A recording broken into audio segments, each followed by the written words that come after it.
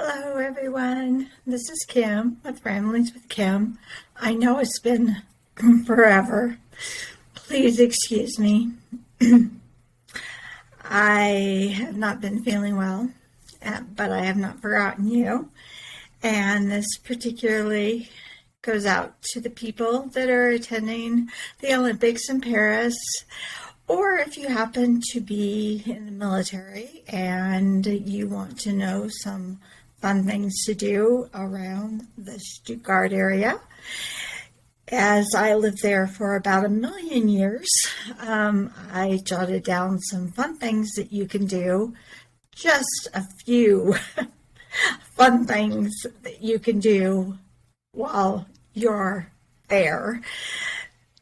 And this is not an exhaustive list by any means. These are just things that just popped to my head, and I tried to get some prices, a little bit more information, some updated things that have occurred since we lived there. And hopefully this will help you out, and you'll be able to come away with some easy, fun things to do while visiting, if you so choose, or while you're living there. The first thing is the Schloss in Ludwigsburg. We went there because we actually lived off post for a bit in Raumseck am Neckar. And it was actually the last U-Bahn stop from outside of Stuttgart at the time. And they have this wonderful Schloss that has Rapunzel's hair that goes down outside the castle. And they have a children's kingdom, which shows it's kind of a kitschy little area for the kids to see and explore. And they also have lots of musical performances throughout the year. They have wonderful ones, of course, at Christmas time, which we loved. But they, of course, have great ones throughout the summertime as well. Please check ahead to make sure that they do, because I don't know, obviously, what they're going to have in 2024. But if you're military, you should be able to check now to find out what they would have if you want to visit this summer and see what kind of musical performances that they have. A family ticket is €22.50. If you want to just go as an adult to the museum, it's €7.50. The Child's Kingdom is €20. And special tours, which are in English, are €27.50. And that's for the family. We did not take an English tour. We actually missed out on the English tour, but they were nice enough to translate some of it for us, and it was basically, you're going to a Schloss, and Schloss is just the German word for castle. So you'll hear Schloss a lot when you're in Germany. So it's the regular old, here's a beautiful painting, tapestry, room, castle. There doesn't need to be a whole lot of words, although it would tell you a little bit more about the history of the Schloss. In Stuttgart, one of our favorite places to go was and you'll love it, because the German language, they love to just add on things to make words. So you end up with these giant words that even I still have trouble pronouncing. So this is the Nature Kundermuseum. I'll try and put it in my notes down below. It's off of 10. It's the Tierpark Nymphi Animal Park Zoo. And you can kind of just walk around, and it's a nature park, and they have just animals just that you can see and look through. And from what I remember, there were some that were just out in the open, and then there was others that were like in little enclosures. Stuttgart also has a nice zoo.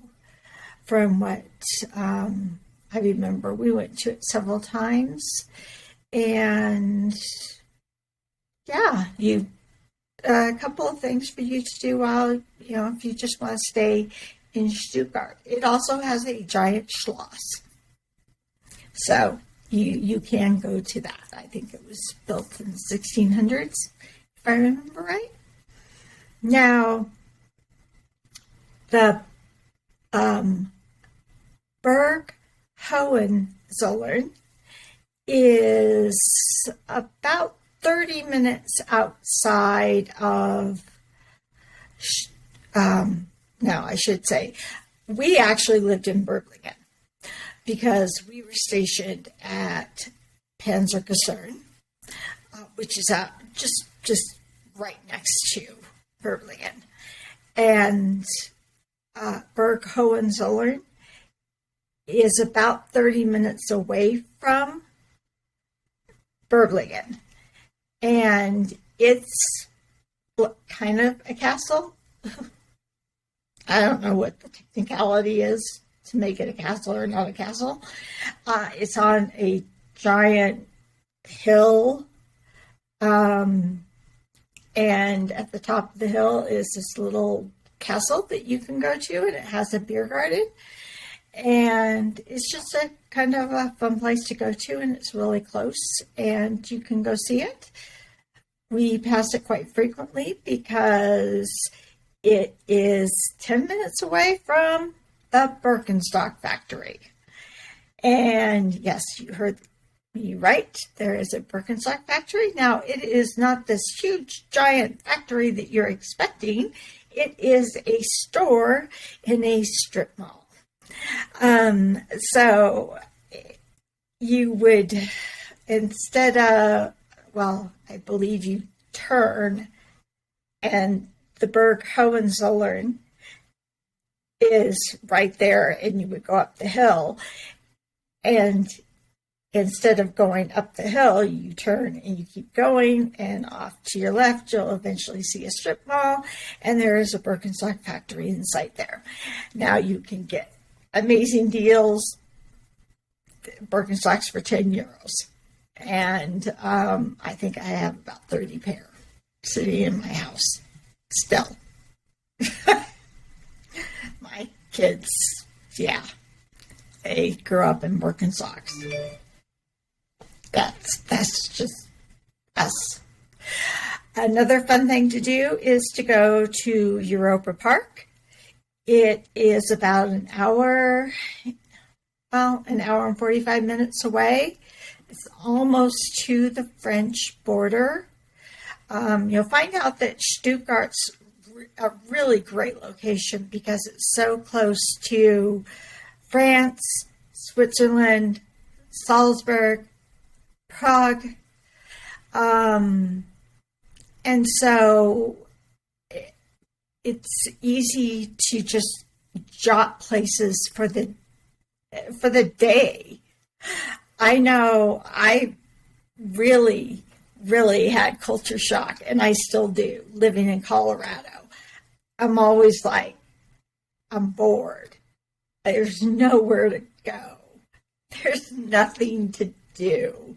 It's not like I can go to Paris for the weekend. I can't go down to Salzburg for the weekend. I can't go to Metz, to the antique market, for the day. I can't go to the Birkenstock factory, while my kids are at school. I know that sounds like first world problems, and it definitely is, even though we were there when there were some definite problems going on in the world. Yeah, I know. I sound spoiled. So Europa Park is very, very interesting. If you go there thinking you're going to go someplace like Disneyland or Six Flags or something along those lines, no. German amusement park is nothing like that. Nothing like that at all. The characters seem a little off. The safety codes seem a little lax. But we never had any problems with safety, and my kids always loved it.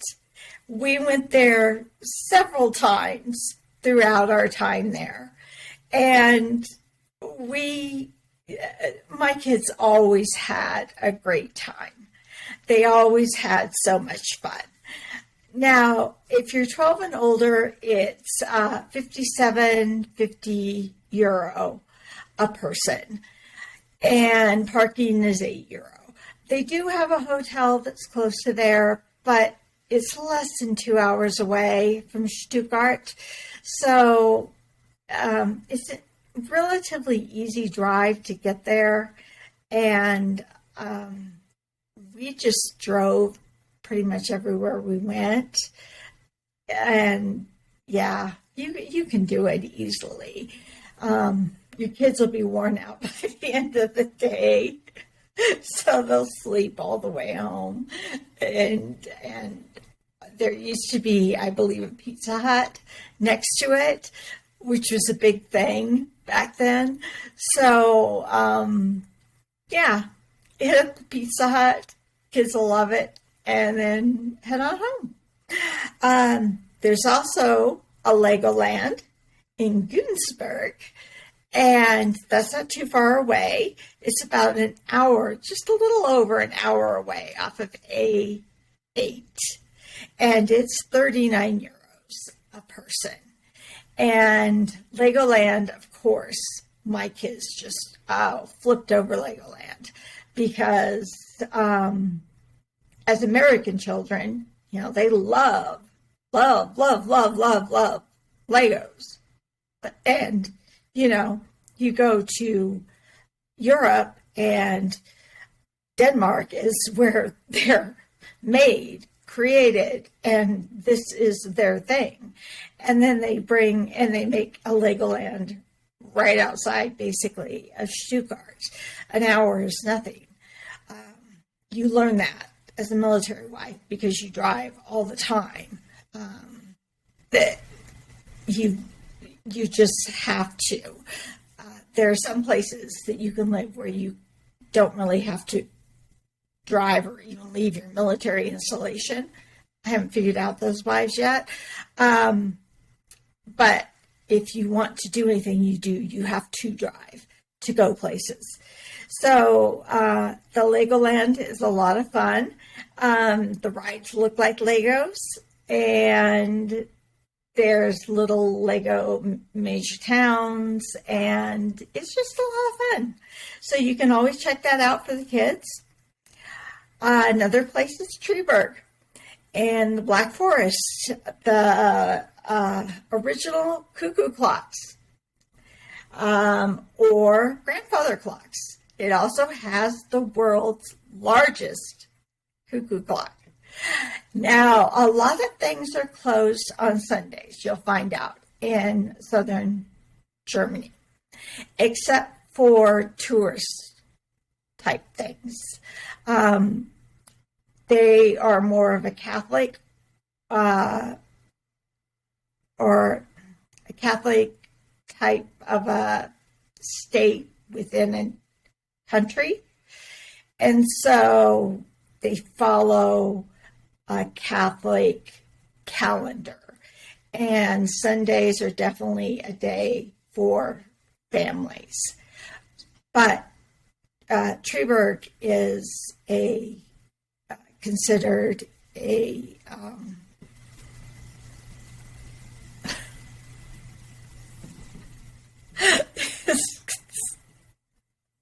I don't know what is considered. This is why it's taken me so long to get to this point to even get here to record this. It's considered a tourist destination. And you can buy them. They will actually ship them back to your house for you, so you do not have to do that. You can ask them for a receipt for VAT, so you do not have to pay that. And they may even be able to reimburse you for the VAT that you pay right there. You may want to ask them at that time. As you can see, I've got some notes here because I really went in depth. It just got ridiculous. I started going, oh my gosh, I went here, and I was like, you could live here forever and not see what we saw. And it's just, my husband was gone all the time. As I've mentioned, he was a Green Beret. And so I just took my kids all the time, everywhere, because we were in Europe. And how many people get the ability to live in Europe and travel? You're able to do it for free. We were given gas coupons, so we were able to, as long as we were able to use one of the gas stations that the gas coupons were good at, then we could pay the same amount as you pay in the States. So there were a lot of places that we could go to where we were paying the same as we were back in the States. And then we would have to pay more for gas once we got past that particular point. But I just traveled all the time. And a good friend of mine, whose name was Kim as well, we used to joke that we would write a book one day called Kim and Kim's Great Adventures. We never did. I could only imagine if they had podcast situations back then. It would have been absolutely hilarious, some of the things that we went through. I mean, I have 22 followers. Between the two of us, we probably would have 22 million because of what we went through. It was just insane. I just wish I could convey to you some of the things that we went through, but maybe eventually I'll be able to. We'll see. Another one is Rothenburg. Now, Rothenburg is on the Romantic Road. I am not going to go into detail about the Romantic Road at this point in time. What I am going to go into detail about, or somewhat, is Rothenburg. It is the quintessential, adorable, walled Bavarian city. It is every traveler's German dream. You must not miss Rothenburg. You cannot miss Rothenburg. You can drive there, spend all day there, and drive back. It is not very far away from Stuttgart. And it has Kathy Wolfhart's, and she has all things Christmas. It has tons of stores, little stores that you can shop at, engraving, paintings, and they have tons of little restaurants. They do have little inns if you want to stay there. You can walk on the wall around the city if you so choose. No cars, obviously, are allowed in the city because it is an original old German walled city. And it is just gorgeous. If you go there during the spring and the summer, the flowers are in bloom, and it's beautiful. It's just beautiful. There's very little that I have negative to say there. I will tell you that my children's highlight of Rothenburg is going to be something that is going to be very unexpected. Not something that you would think of, this gorgeous, adorable, beautiful city that you are thinking and picturing in your mind. They have the Medieval Crime and Justice Museum. For an adult, it's €9. For a family, it's €22. We took our family in there. They did. They weren't afraid. They loved it. My kids were little. They loved it. Racks, thumb screws. Yeah, thumb screws. That sounds better. Let's see. They had Iron Maidens, and no, not the group. The like coffin type things. Torture chairs. We're talking all the things that you see, like people getting tortured with in medieval times. Yes, they've got those in that museum. Yeah, they do. And they're all out there for everyone to see. And so, don't miss it. Because it's not really age inappropriate, because it's one, I don't think most kids would really understand what most of these things are or the consequences behind them. Like, they have a liar's chair. They have little spikes that stick out from it. So, maybe you would want to use this as some kind of incentive. I know we didn't. We just simply explained that this is how far our some of our humanity has evolved, and this is what they did, 500 years ago. And I don't know why my kids enjoyed it so much, but they did. And I don't know if that is something on me and my parenting skills, or if it's just a really cool museum. But I think it's just a really cool museum. So, yeah, give it a try when you're in Rothenburg. I think that you will find it surprisingly interesting. Now, you can head to Munich or München. You can go to Dachau, which I've mentioned before. Dachau, what I would mention, or what I would say, it's a little bit north, west of München.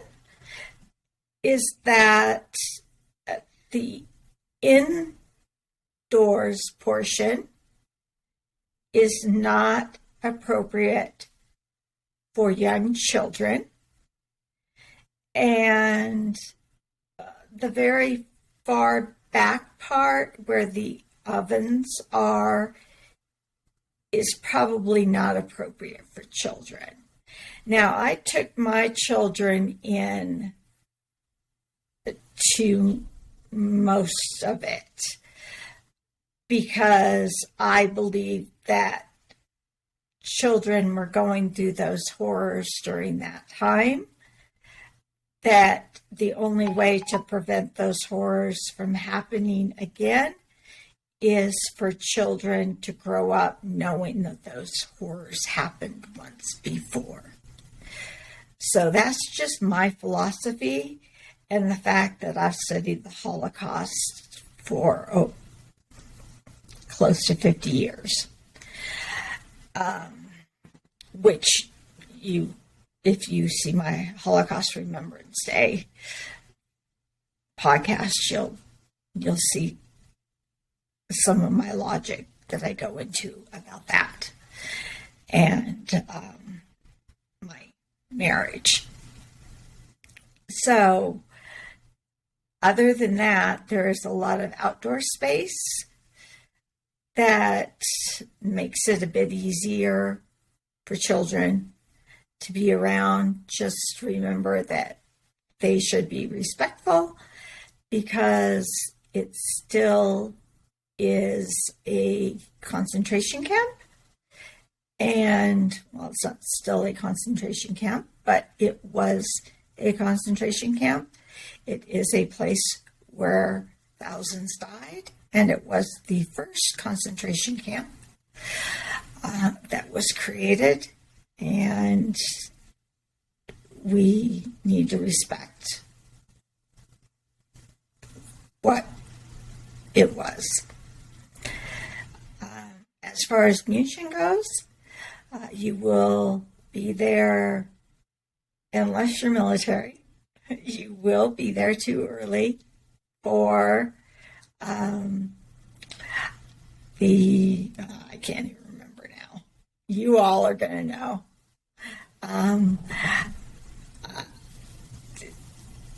Yeah. You know. There are tons of different things to see in Munich. I cannot give you a recommendation of what you should and shouldn't see, because there's so many different things that you can see. What I will tell you to do is just simply do a quick Google search and find out what you want to see while you're in Munich, because it is a great city with lots of different cultural experiences that you can see along the way. Now, through here, you can go two ways. You can go down the Romantic Road, and you can hit Neuschwanstein Castle or Schloss, and that is typically the Cinderella Castle that just about everyone wants to see and is pictured everywhere. And when you see a Schloss in Germany, that's the one that you see. It is the gorgeous one that King Ludwig's created, and then he wasn't a king, but then he wanted to keep building it to pretend that he was a king. And it is beautiful, and you can see the little town. I left my grandfather one time down below, so you didn't have to walk all the way up. So you can sit down below and drink wonderful German beer, and or you can go up to the castle. They have, because I was going to talk about that afterwards. They do have a bus, and the return trip is €3. You may want to do that because I know my grandmother and I hiked up it. And I gotta give her props because she was over 80. And it's a hike. It's a hike. You can take just about every touristy area that you go to like this has like a horse and buggy thing. And if they don't have something like a bus, and I'm traveling with little kids and I know it's going to be a hike and I'm by myself, I'm the type of person that splurges on the horse and buggy because it's easier. If I have a child on my shoulders and a child in a stroller and two other ones that are following behind, and we're trying to make it through these sites, to have to walk to get to these sites that might be an extreme uphill site, it's just not worth it to me. If I have that, 25 euro extra to be able to spend on a horse and buggy, then I am going to do that. You may not have it. I understand that. Not everyone does, but that's just personally my experience. My youngest was 5 and in a stroller because her right foot dropped. She's autistic, highly function. She's highly function autistic. But I kept her in a stroller until she was 8 or 9 because it just wasn't worth it with the amount of walking you have to do in Europe. It's just not worth it. I mean, even my dad, and when I get to the Paris one, even my dad threw a temper tantrum when we were 100 yards away from the Arc de Triomphe. And this was a 50-year-old man who's throwing a temper tantrum. So, I'm just going to say, and you'll have to excuse me, I'm back at my lemonade kick again. And they have me on a new medication. That's why I've been out of it and not doing well. But excuse me, a minute.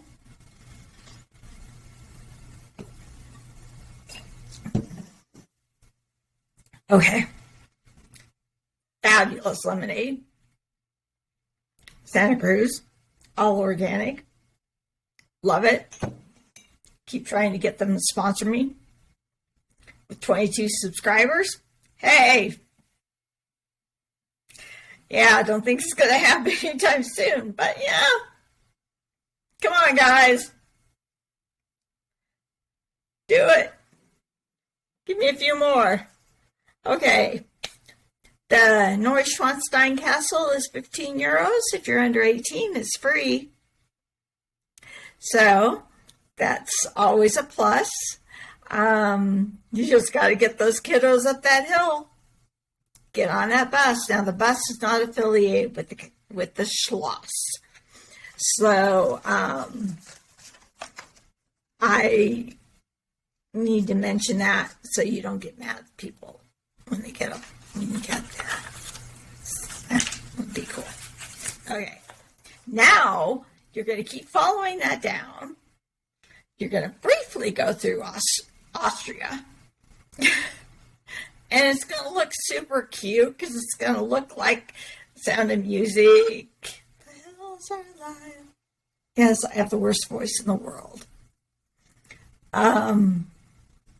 You see the little, almost the pastures and the hills and the cows, the little shack-like houses, because I don't think they're actually houses. I think they are shacks. But you will start seeing more of the Bavarian style homes as you go on up through Oberammergau, which is now home to NATO school because we came in and took it over. But Oberammergau is also home to the Passion Play, which is Passion of Jesus, and it occurs every year that ends in a 0, except for 2020 because of COVID. So it doesn't take a rocket scientist. Although I think if I asked my husband, he probably wouldn't figure it out. So the next one will be in 2030. And so if you really want to see that, you will have to put off your trip until 2030. But it's also home to every type of religious artifact you may want to find. Beautiful wood carvings of nativity scenes. And if that's what you're looking for, pick one up. They'll ship it for you too, and have it shipped home and have a fantastic souvenir from Oberammergau. And now you're not very far away from Garmisch, which the military owns part of that as well. And we have part of the ski area there and a hotel. If you're military or affiliated with the military or affiliated with another military that we're friends with, obviously, like a NATO ally, then you can use the facilities. If you're not, then you can't. But you can still go up to the top of the Zugspitze, which is the highest mountain in Germany. It's in the Alps. And you can take the cable car or you can take the cogwheel. I will warn you that if you're taking the cogwheel during the winter time, when you're skiing and you have ski boots on and you're going downhill and you do not have a seat, it's going to kill your legs. So just keep that in mind. Otherwise, it has a lot of cobblestone streets and lots of charm. And we found a little, because actually several times we had gone there, the hotel for the Edelweiss hotel was full. So our family had to stay in other lodgings. And with my grandparents, we stayed in this little guest house and drank beer down in the little square area, which wasn't downtown or the real, updated version of Garmisch. And my grandfather had fun because my grandfather has fun everywhere he goes. And I'll get to that when I get to Salzburg, which will be momentarily. So we had a great time in Garmisch. Garmisch held the 1936 Winter Olympics. So you can see all of that is still there, including the ski jump and everything. That was the first time I believe they held the alpine skiing as opposed to the other ski events as well. So if you're into that, there you go. Now you're going to shoot back up. You're going to find yourself right back into München. You're going to make it right. And you're going to find yourself in Austria. You're going to go a little bit farther.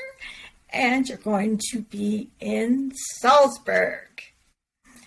Now, I found our favorite little place to stay. Unfortunately, the family doesn't own it any longer.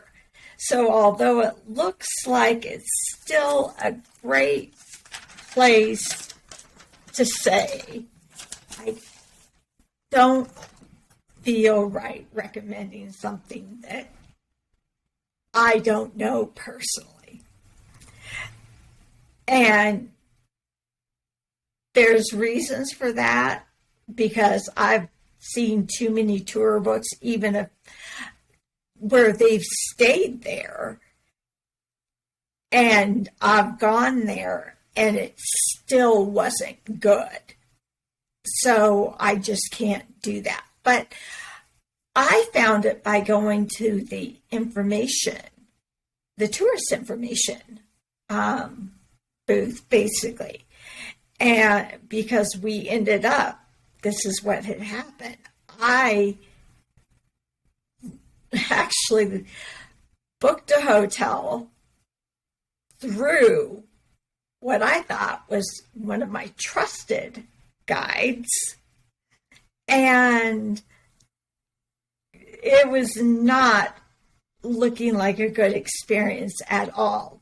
So I had to pack up my grandparents and say, no, we're going to have to leave. We got to find somewhere else to go.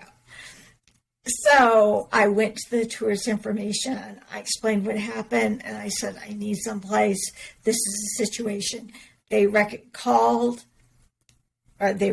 this place, called, made sure they had room for us. And we got there, and they were waiting. They were wonderful. They had our rooms ready, and they had a place for us to stay or to go eat. Now, in all fairness, here we go again. Because Europeans walk all the time, they told us, just go out here, go across the street, go to the right up the little trail, up the hill, just follow it up. It's less than 15-minute walk. Okay.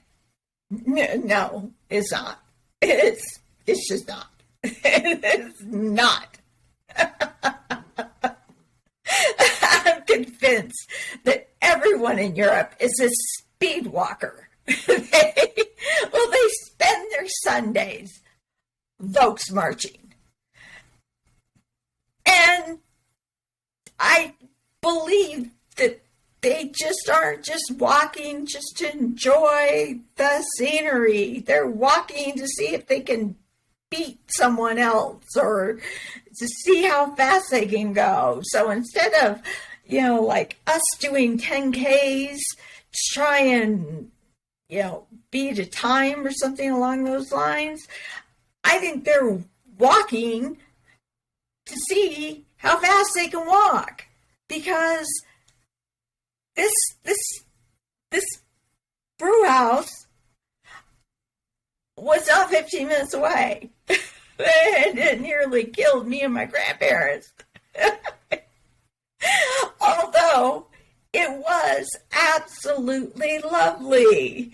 Now, I have since found out, and I told a lady, unfortunately, that they had this little kitschy Sound of Music a song and dance that they would do in the evenings. They no longer have that. And I'm deeply apologize for giving you the wrong information. However, you can go to the same tourist information and ask them to recommend one for you, because there are several different types of tours, different types of reenactments that you can go to for the Sound of Music. I even found one that I thought was wonderful, which was a Mozart dinner concert, which it's an Amadeus concert, Salzburg, and it's a 3-course dinner, which sounded absolutely delightful because Salzburg, as you know, is the home of Mozart. Now, to get back to the brewery or the Brauhaus, they have a beer garden. They still have what looks like the same wonderful food, the same wonderful atmosphere. It is called the Steigl Keller. It's between the Salzburg Fortress.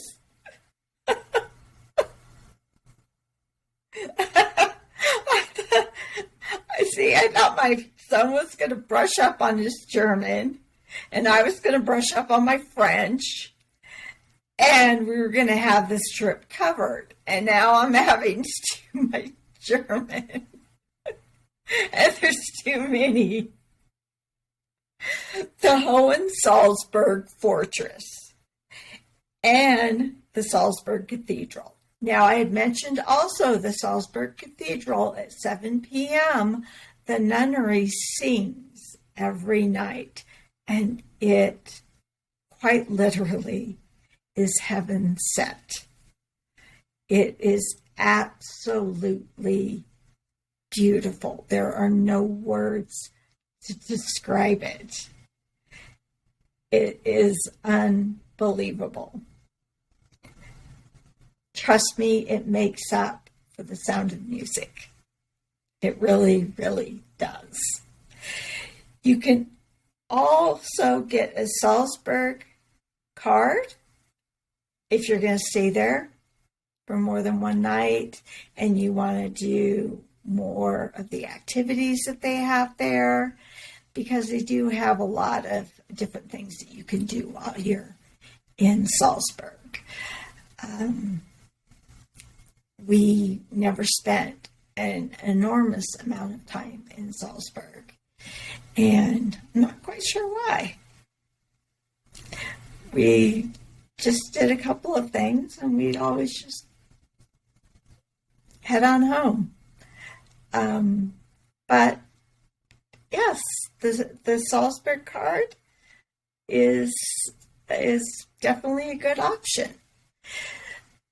So I'm going to leave you with the first time we lost my grandfather while he was visiting us in Europe.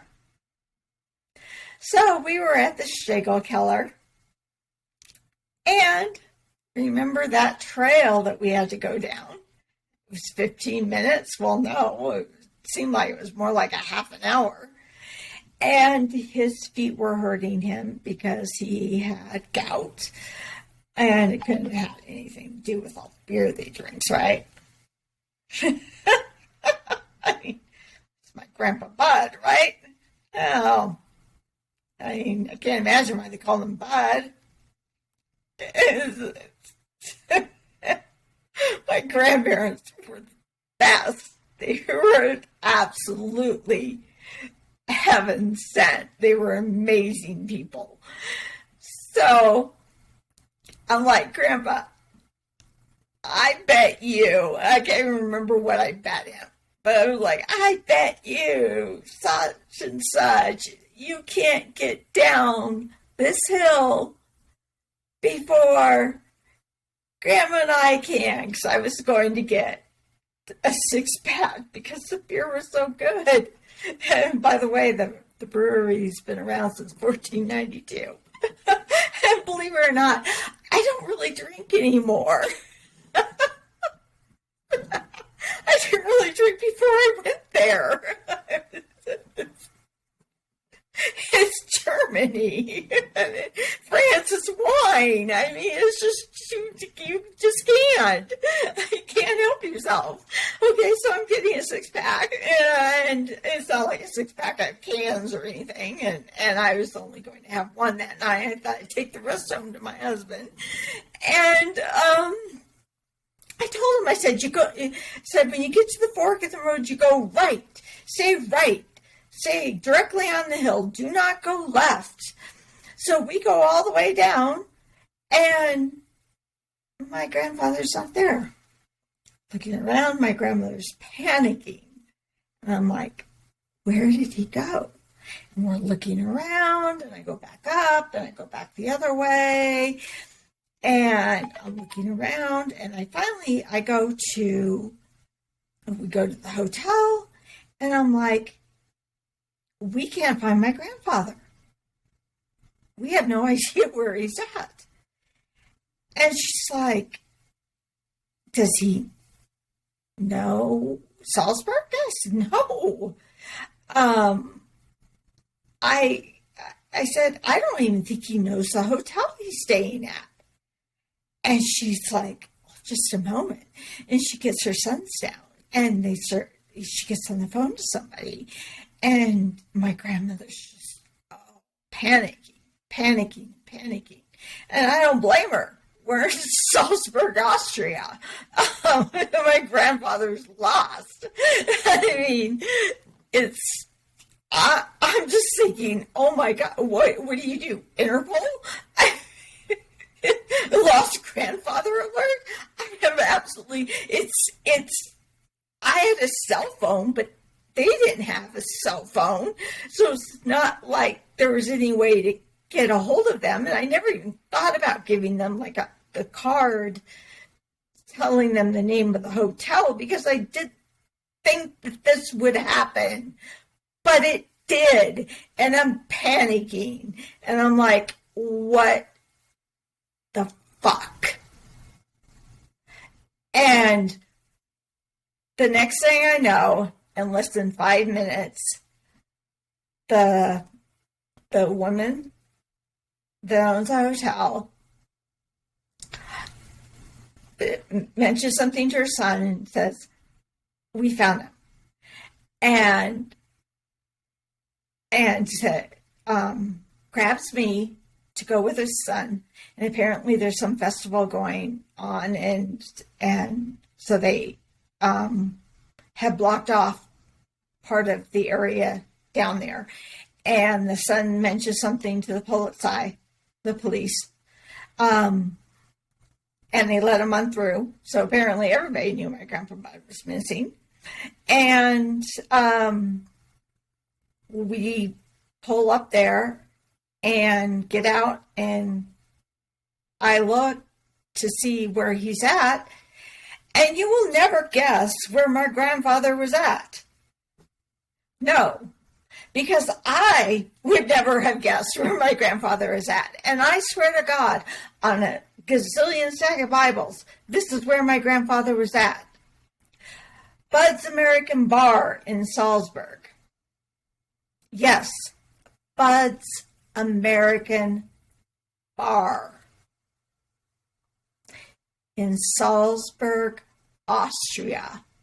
The man found a bar named after him and was in there drinking and having a good old time, making friends with everyone at the bar. And this bar was packed.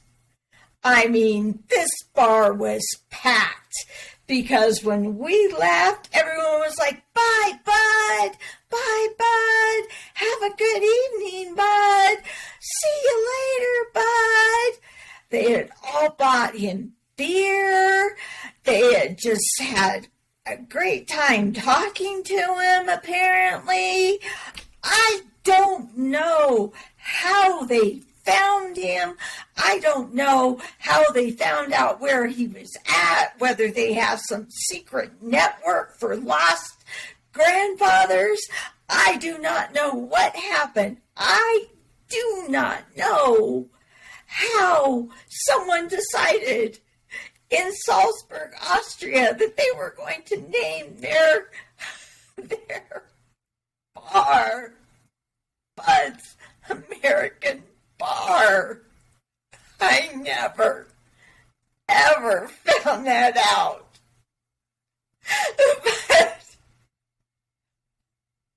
It is a true story, and the best story I have ever had. The best story. And Grandpa, I love you, and I miss you every day. We'll have more adventures one day. So hopefully, for all of you who are looking for some adventures around Stuttgart, you'll have as good of a time as we all did with just this little bit of information. And if you're going to lose, or if you're going to take your grandparents, put an information tag in their clothes.